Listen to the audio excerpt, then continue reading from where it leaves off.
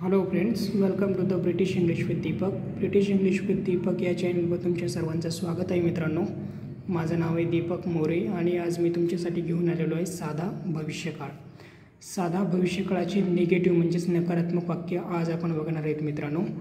मित्रांनो, याचं स्ट्रक्चर असं आहे: subject plus shall oblique will plus not plus V1 plus object. मित्रांनो, सब्जेक्ट म्हणजेच कर्ता मित्रांनो, शाल ऑब्लिक विल याला आपण हेल्पिंग वर्बसुद्धा म्हणू शकतो मित्रांनो, आणि हा वर्बचा पहिला फॉर्म. मित्रांनो, जर मित्रांनो तुम्हाला या स्ट्रक्चरबद्दल काहीही माहिती नसेल तर अजिबात घाबरून जाऊ नका मित्रांनो. व्हिडिओला शेवटपर्यंत बघा मित्रांनो, तुम्हाला ॲटोमॅटिक या पॅटर्नमधील वाक्य बोलता येतील मित्रांनो इंग्लिशमध्ये.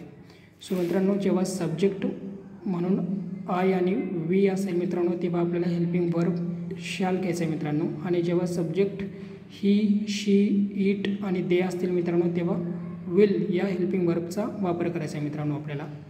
एक्झाम्पल नंबर 1 बघा मित्रांनो. मी पावसामध्ये बाहेर जाणार नाही. मित्रांनो, या मीसाठी मी ते आय घेतलं मित्रांनो. आय सोबत आपण शाल घेतलं मित्रांनो, कारण की मी तुम्हाला अगोदरच सांगितले की आय आणि वी जेव्हा सब्जेक्ट असेल तेव्हा आपल्याला शाल या हेल्पिंग वर्बचा वापर करायचा आहे मित्रांनो, म्हणून इथे हे शाल आलं मित्रांनो.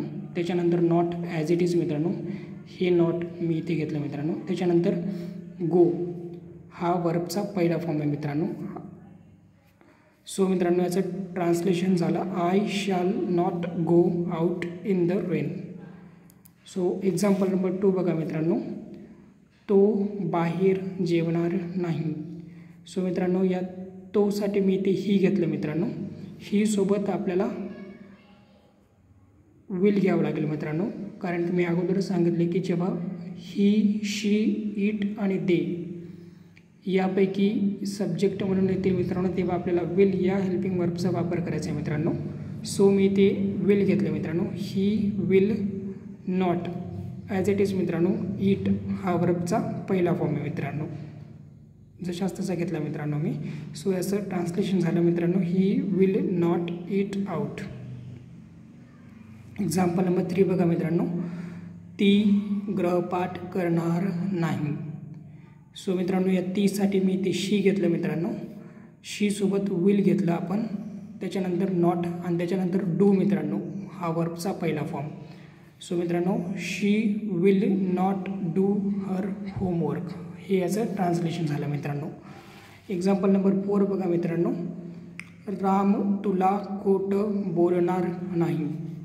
राम ॲज इट इज मित्रांनो, will not as it is lie, वर्बचा पहिला फॉर्म मित्रांनो घेतला मित्रांनो आपण इथे. याचं ट्रान्सलेशन झालं मित्रांनो: Ram will not lie to you. Example number 5 बघा मित्रांनो. पूजा पास होणार नाही. पूजा ॲज इट इज घेतलं मित्रांनो. याच्यासोबत आपण विल का घेतलं मित्रांनो, कारण की पूजा ही एक स्त्री आहे मित्रांनो. आपण इथे विल घेतलं मित्रांनो.